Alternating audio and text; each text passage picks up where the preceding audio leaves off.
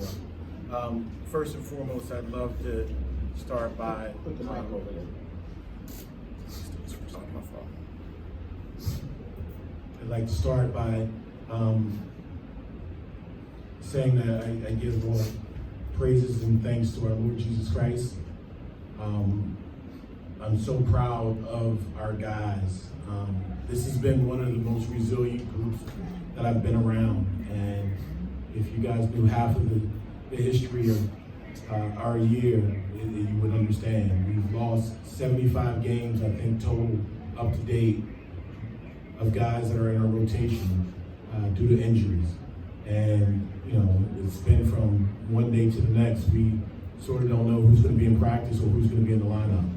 And the effort today from our guys was just one of guts and heart and character and being resilient. So I am really proud and happy with their play. I'd love to say I have the utmost respect for Coach Kevin Brodus and his Norfolk State program. I thought they came out with a fight and competed for 40 minutes. And now we open the floor for questions. Coach, you had two big runs in the game. Let's talk about the first half run to end that, and then 15-6 run to end the first half. How critical was that? Well, I thought that, you know, the whole game we did a couple things that was really good. One, we defended. I mean, you know, I think Morgan is a team that averages close near 72, 74 points a game. And to hold them to 65 is really, I think, a great feather in our hat, especially as we've gotten better, you know, throughout the year defensively. You know, talking about defense, I thought we did a great job of being patient and disciplined, being in the right spaces, being in the right locations for whatever they brought to you. You know, Morgan runs a very complicated, intricate offense. It's the Princeton offense, and they do it against man and zone. And it tests your patience, it tests your discipline. And one of the things I'm really proud of with our guys is when you get tired, one of the first things that go is your patience and your discipline. And I thought our guys did a really great job of staying in that mindset of defending them and being very patient and disciplined throughout the defensive possessions.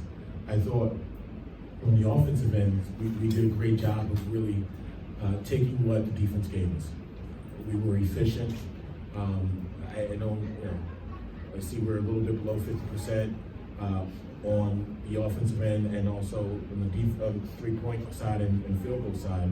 But I thought that we were really, really efficient what we needed to do and execute at a high level. So taking what the defense gives you, does that mean that the plan wasn't to go to Bryce early and often, because it seems like he had mismatches throughout the game? Well, that was it. We didn't know who they were going to start. You know, they started tabs a whole lot, but they didn't start on maybe the last 2 or 3 games. So that changes kind of matchups a little bit. And when I saw who they had on them, I just thought that we really had a matchup that was more for us than for them. Hey, Coach, can you, this is Luke Williams from the Black College Sports page. Can you talk about where did Hairston come from? Where's he been all season? You gotta ask him that. Is he one of those 75% of games that you've lost? Was he injured, or because he's played kind of well at the end of the season? What's that about? Talk to him, man.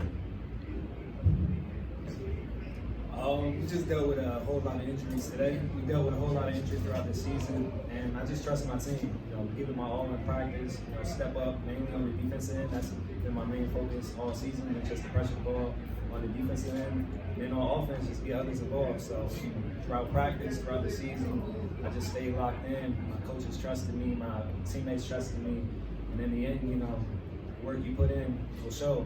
And thanks to my teammates and to my coaches, I was able to go out there and just help them win. But you've had injuries yourself this season? No, sir. Yeah, I had a couple nagging injuries, ankle injuries, but our trainers is good, so they helped me get through that. Well, Coach, I think he had 28 last week, 17 today. I want you to What he's gotten more playing time as the season's going on. How's that work? Well, I think, you know, throughout a season, there's different ebbs and flows on how things go, right? You're trying to find rotations. I think within our system, our culture is so strong. And throughout my tenure at Howard, it's gone through a process of freshman, sophomore, junior, senior. And you know, with us, we had a team last year that won the MEAC championship regular season and won the MEAC tournament championship. We lost 3 guys that started for us that all said they were coming back, and we lost them late. So there's a lot of different dynamics that go into how we got to where we are right now. But to his credit, he stayed ready, so he didn't have to get ready. And I think that's a testament to who he is as a person, testament to who he is as a basketball player, but also his character.